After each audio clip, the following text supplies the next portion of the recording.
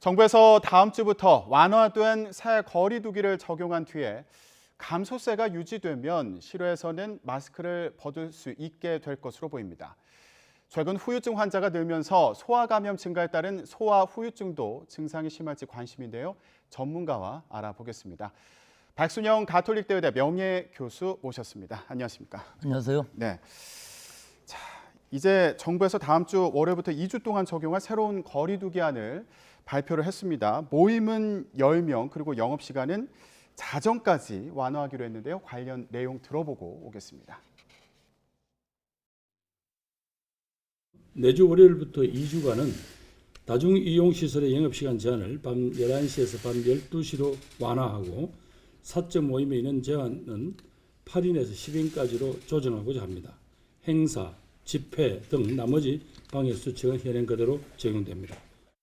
최종적으로는 실내 마스크 정도를 제외하고 영업시간, 사적 모임, 대규모 행사 등 모든 방역 규제를 해제하고 일상에 가까운 체계로 나아가게 될 것입니다. 네, 지금 정부의 발표 내용 함께 들어봤는데요. 일단 모임 인원 제한도 8명에서 10명까지로 조정이 되고요. 그리고 시간도 늘어나는 거거든요. 근데 최근에 확진자 수 추이라든가 위중증 환자 추세를 보면은 적절한 조치일까요? 예, 아마 인수위 같은 경우는 이걸 전부 해제하는 것을 아마 건의했던 것으로 보이는데요. 지금 상황은 사실은 그렇게 완전히 해제하기는 속도 조절에 문제가 있는 것으로 보이죠. 이미 감소 추세로 가기는 했지만 하루 확진자가 아직도 30만 명 나오는 상황이거든요. 네. 예, 그렇기 때문에 이 감소 추세가 완전히 확인됐다 하고 보기는 좀 어려운 부분이 분명히 있습니다. 물론 다시 증가하지는 않겠지만 이 감소 추세가 굉장히 완만한 부분이 있고요. 네. 또 위중증 환자인 경우에 있어서도 아직도 1,000명 이상이 나오고 있고 이것도 또 증가 추세가 환자의 급증 추세가 나온 후 2, 3주 후에 후행성으로 시차를 두고 위중증 사망이 나오는 경향이 있기 때문에 네. 아마 지금 위중증 사망의 그 피크를 지나가고 있는 시점으로는 보이기는 합니다만 이것이 아직 확인된 상황이 아니기 때문에 불확실성이 아직도 남아있다 하는 부분들이고 또 하나는 마지막으로 BA2라는 스텔스 오미크론이 3월의 넷째 주에 56.3%이지만 이미 4월 달로 들어서면서 그보다 더 늘어났을 것으로 보이고 이것이 90% 이상 아마 지배종이 되게 되면은 사실은 이 유행의 규모가 조금 더 커질 가능성이 있기 때문에 지금 감소 추세이긴 하지만 굉장히 완만하면서 과연 이 한 2주 동안에 얼마나 더 감소할 수 있을지 이것을 아마 한 번 더 보고서 해제하는 방침으로 바꾼 것으로 보입니다. 그러면 아직은 확진자 숫자가 정점을 지났다거나 위중증 환자 숫자도 조금 있으면 정점을 지날 거다 이렇게 얘기하기는 좀 이른 시기인가요? 확진자의 정점은 분명히 정점을 지났죠. 예, 우리가 지금 통계를 보면요. 예. 62만 명이 나왔던 주가 하루 평균 40만 명이 나왔었는데요. 그 다음 주가 35만, 지금 어제 오늘 0시부터 이 전주 한 주 동안이 30만 6,389명으로요. 네. 거의 한 주일에 하루 5만 명씩 줄어들고 있기 때문에 이 감소 추세는 완전히 확인됐다고 볼 수 있습니다. 그런데 네. 과연 이 30만 명이 든 것이 한 2주 동안에 5만 명 줄어서 20만 명까지 내려갈 수 있는가? 그것을 확인하는 것이 아마 마지막 관건이라고 하겠죠. 그럼 아까 짚어주셨던 그 BA2 변이 같은 경우에 중증화되는 그런 특성이 더 강하다 이런 얘기도 있던데 이 부분 좀 우려되는 거 아닌가요? 아직은 확실치는 않습니다. 전 세계적으로 봤을 때 BA2 스텔스 오미크론이 확실히 더 중증화를 나타낸다 하는 확실한 연구 결과는 없는데 여러 가지 힌트를 주는 자료들은 있기는 합니다. 얼마 전에 일본 동경대학에서 한 햄스터를 그 동물 모델로 한 연구에서 보면은 이 BA2의 경우에 있어서는 오미크론과 달리 폐렴으로 좀 가는 가능성이 있어서 병독성이 조금 더 높지 않냐 하는 제안이 있었고요. 뭐 홍콩대 연구에 있어서도 어린아이들에 있어서 좀 치사율이 높지 않냐 그런 연구들도 있고 덴마크의 연구들도 사실은 60대 이상의 환자들보다는 오히려 10세 이하의 환자들에 있어서 조금 더 감염도 많이 되고 치명률이 좀 높지 않냐 하는 여러 가지 제안들이 있는데 이게 비교가 굉장히 어려운 이유가 네. 어린아이들인 경우에 있어서는 아직 예방접종이 안 되는 경우가 굉장히 많거든요. 특히 우리는 이제 어제 시작한 상황이기 때문에 완전히 예방접종을 받지 않고 노출되지 않은 상황에서 조금 더 치명률이 높을 수가 있는 것은 뭐 어쩔 수 없는 상황이고요. 예. 우리나라에서도 사실은 델타까지는 이 10세까지, 18세까지의 사망자가 거의 없었던 데 비해서 오미크론이 물론 확진자가 굉장히 많은 것도 있습니다만은 이 소아 청소년에서의 사망자가 계속 나오는 것으로 봐서 뭐 그런 힌트는 있을 수 있겠습니다만 아직도 그것이 확실하게 병독성이 더 높다 하기는 좀 어려운 부분이 있어서 사실은 오미크론 자체 또는 BA2가 더 강하다 뭐 이거는 얘기할 수가 없고요. 전체적으로 오미크론이라는 바이러스가 좀 병독성, 위중증화율, 사망률 이것은 낮은 것은 사실이지만 이것은 또 숙주 부분의 문제들도 있어서 우리 숙주인 사람들이 면역력이 많이 생겼고 예방접종도 많이 늘었고 자연감염도 늘어남으로 해서 앞으로는 병독성 자체가 더 떨어질 가능성이 있어서 이것을 따로 같이 비교하기는 좀 어려운 상황이긴 합니다. 정부에서도 이런 상황을 고려해서 이제 거리두기 관련해서 뭐 추가로 제재를 풀지를 검토할 텐데 만약에 2주 동안 의료 체계가 안정적으로 관리되면은 다음번에는 거리두기를 과감하게 개편하겠다. 정부에서 이렇게 언급을 했거든요. 어떤 변화가 예상되나요? 일단은 전제 조건을 좀 다뤘죠. 위중증 환자가 잘 관리가 되고 하는 것은 중환자 병상이 65% 전후에서 관리가 되는 것. 그다음에 확진자 수가 감소 추세가 확실할 것. 제가 조금 아까 말씀드린 것처럼 지금 30만 명이지만 뭐 거의 20만 명대로 내려가는 것이 확실해져야만 되겠죠. 그리고 제가 마지막으로 좀 말씀드리고 싶은 것은 사망자가 지금 너무 많습니다. 3월 이후에 지금 8,759명이 사망했거든요. 그래서 가능한 한 지금 피해의 최종 단계가 사망인데 사망자 수가 많이 나오면 이것은 조기 치료가 잘못됐다는 것을 뜻하기 때문에 가능한 한 사망자 수를 줄이는 방향으로 지금 집중을 해야 될 때라고 보이기 때문에 네. 이런 부분들이 잘 관리가 된다면은 2주 후에는 실내에서 마스크 쓰기 이외에는 전부 해제하겠다 하는 뜻인데 여기에 이제 또 마지막으로 하나 남는 것이 있죠. 해제를 하게 되어도 확진자의 경우는 7일 격리는 그대로 하겠다는 것이기 때문에 이 부분은 제일 중요한 우리가 지금 방역이라고 할 수가 있는 것이죠. 확진자 같은 경우는 이제 전파시킬 위험이 있기 때문에 자택에서 이제 격리하는 기간은 꼭 필요한 그런 상황이라고 봐야 되는 건가요? 예, 뭐 지금으로서는 그렇습니다. 그런데 실제로는 이것이 우리가 접촉자 관리를 할 때에는 GPS로 완전히 의무화 상황이었었는데 지금으로 보면 어떻게 보면 자율적으로 하는 것이기 때문에 감시를 하는 상황은 아니거든요. 그래서 뭐 실제로 자율적으로 외출은 안 하겠습니다만은 외출을 한다 하더라도 뭐 그것을 추적하거나 하는 시스템은 지금은 갖고 있지는 않습니다. 네. 자, 이제 거리두기 조정 과정에서 또 얘기가 나오는 게요. 지금 코로나19 같은 경우에 1급 감염병이잖아요. 근데 이거를 이제 2급으로 낮추는 방안을 추진 중이다. 이런 얘기가 계속 나오고 있는데 그렇게 되는 경우에 현재 위중증 환자도 계속 나오고 있고 입원 치료를 받는 경우도 있잖아요. 이런 치료비 같은 경우에 좀 본인 부담이 늘어나는 건 아닌지 이런 걱정도 있어요. 그렇죠. 그게 1급에서 이제 해제가 되면 생기는 문제죠. 1급은 무조건 그런 치료비라든지 진단비, 격리 비용들을 다 보상해주고 치료비도 전액 보상해주는 데 비해서 1급에서 해제가 되면은 일단 1급이라는 것은 진단을 전수조사를 하고 전수조사를 한 것을 바로 신고하게 되고 있고요. 그 확진된 사람들은 음압병실에서 격리 치료를 하면서 그 진단이라든지 치료비들을 다 정부에서 보상하는 이런 상황인데 이것을 해제하게 되면은 일단 전수조사를 안 해도 되는 것이고 음압병실에서 격리를 안 해도 되기 때문에 뭐 2급이라고 해도 일부 격리를 할 수는 있습니다만은 네. 이것이 완전히 전부는 아닌 것이기 때문에 확진자라 할지라도 모든 일상 진료를 받을 수 있는 이런 부분들은 굉장히 좋아지는 부분들이 있죠. 하지만 반대로 감염된 사람들의 치료비, 특히 지금 투약받는 팍스로비드라든지 팍스로비드 같은 경우는 530불, 라게브리오 같은 경우는 730불이기 때문에 한 80만 원이 넘어가거든요.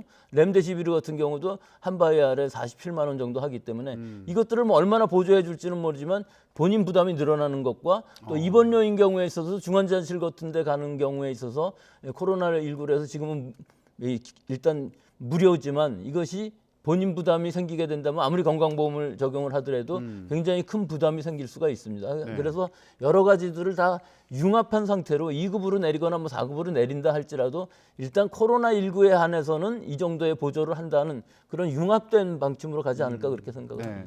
고위험군이나 위중증 환자들 같은 경우에는 어느 정도 보조가 필요할 수도 있는 그런 상황도 예상해 볼 수 있겠군요. 예, 그렇습니다. 예.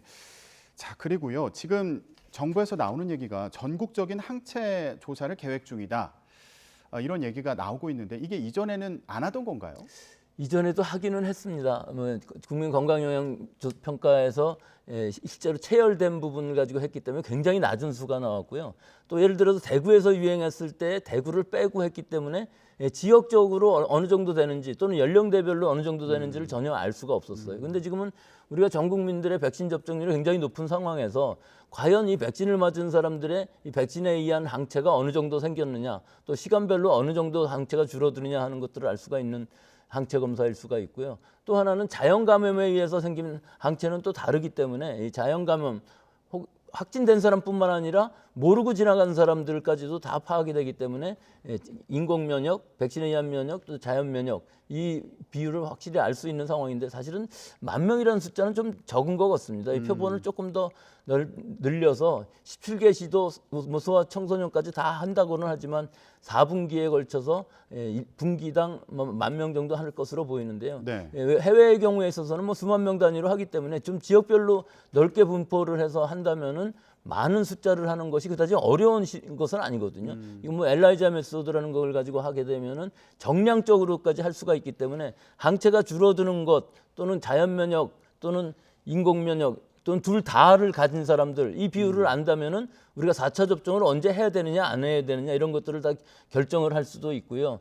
또 그뿐만 아니라 우리가 여러 가지 방역 정책을 전환할 때에도 강화하냐 완화하느냐인데 이 과학적인 기본 데이터가 될 수 있기 때문에 굉장히 중요한 양성률 조사라고 할 수 있습니다. 그러면 지금 확진자 숫자를 보면은 전 국민의 한 4분의 1 정도가 감염이 됐었거나 지금 감염 상태다 이렇게 얘기가 나오고 있는데 이거보다 많은 비율로 항체를 가진 것으로 나온다면 숨은 감염자가 그만큼 많았거나 많은 상태다 이렇게 볼 수 있는 건가요? 우리가 그런 것도 알 수 있죠. 지금 통계상으로는 1,300만 명이라고 하지만 실제로 무증상이나 경증으로 지나간 사람 혹은 이 양성이 나왔는데도 불구하고 자가 검사에 양성이 나왔는데도 불구하고 진단 검사 받지 않는 사람들 이렇게 통계에 잡히지 않는 미확인 감염자까지 다 합치면은 적어도 1배 반 이상은 감염이 됐다고 본다면 우리 국민의 40~50%는 이미 감염됐다는 것을 이 양성률 조사에서는 알 수 있는 것이거든요. 네. 거기에 더해서 백신을 맞은 사람들의 항체도 양성으로 나오기 때문에 지금 상황으로는 우리 국민의 70~80% 정도는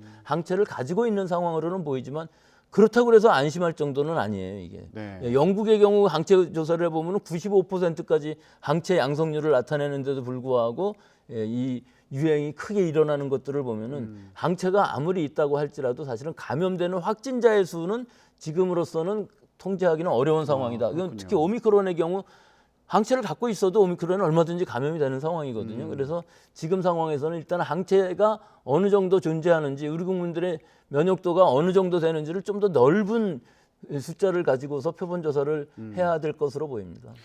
근데 이게 간단히요. 이 항체가 있는 경우에 시간이 지나면 이 항체가 또 사라지거나 줄어들 수도 있는 건가요? 당연히 줄어들죠. 우리가 예방접종에 의해서 맞은 항체뿐만 아니라 자연감염에 의해서 만들어진 항체도 시간이 가면서는 점점 줄어듭니다. 하지만 어떤 바이러스 감염증인 경우는 평생 면역이 되는 경우들도 있거든요. 네. 이런 경우들에 있어서는 사실은 그 항체의 양이 중요한 것이 아니고 세포 면역이라는 T세포 면역은 사실은 관용성도 굉장히 높습니다. 좀 변이주가 생긴다고라도 그 바이러스에 감염된 세포 자체를 파괴하기 때문에 감염이 돼도 증상이 심하게 나타나지 않고 넘어가고 자기가 모르는 사이에 감염될 경우도 있는 것이기 때문에 사실은 면역이라 하면은 세포 면역이 훨씬 더 중요할 수가 있고요. 우리가 엔데믹으로 간다는 의미는 감염이 된다 할지라도 병원에 갈 정도 증상을 나타내지 않을 정도로 전 국민이 면역도를 가진다면은 엔데믹 상황, 즉 풍토병으로 관리 가능한 질병이 될 수가 있다는 것을 뜻하는 것이죠. 네, 그러니까 이 항체 조사도 꾸준히 지속적으로 해야겠군요. 자, 그리고 최근에요. 후유증 호소하는 사례들이 많이 늘고 있습니다. 어떤 후유증들 얘기가 나오고 있는지 그리고 그 지속되는 기간은 어느 정도 되는지 궁금한데요.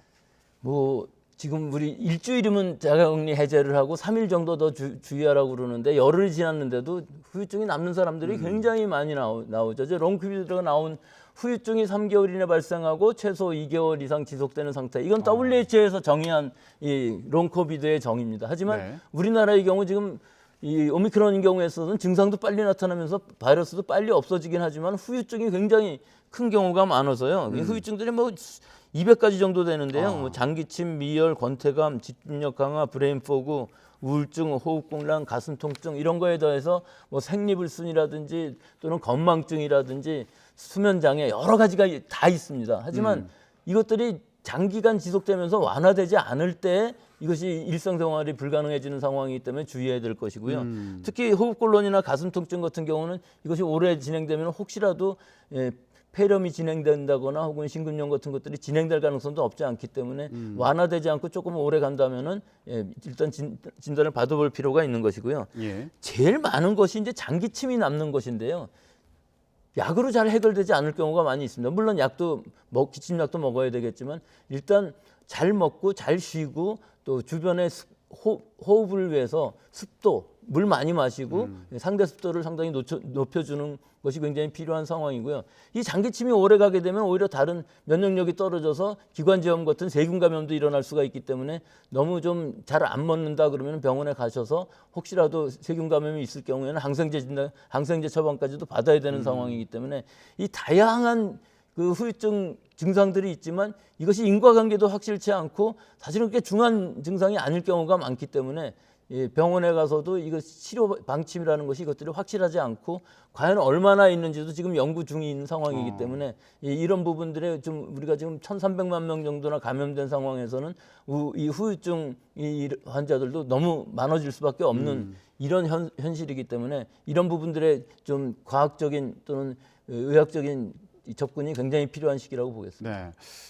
부모님들 같은 경우는 내가 아픈 것도 아픈 건데 혹시 아이들이 후유증이 남을까 봐 걱정되는 경우도 있잖아요. 아이들에게서 보이는 뭐 특별한 후유증이 있습니까? 일단 아이들의 경우에 있어서는 열이 계속 나는 것 이런 것들을 굉장히 주의해야 되고요. 얼마 전에 그 홍콩대 연구에서도 보면은 어린 아이들은 그 이네이트 이뮤니티라고 그래갖고 초기에 그 바이러스를 잘 제거하기 때문에 증상이 가벼운 반면에 중추신경계에 감염이 공격을 해서 중추신경계가 열이라든지 경련 같은 것들이 나타나는 일이 생기는 경우들이 있는데 이럴 때 후유증이 남지 않게끔 조심을 해야 되는 부분들이 있기 때문에 무조건 어린아이들은 열이 나거나 경련이 되고 또 이 해열제로 잘 통제가 안 된다면 열이 떨어지지 않는다면 바로 소아과 가서 먼저 진료를 받는 것이 제일 중요한 것으로 보이고요. 네.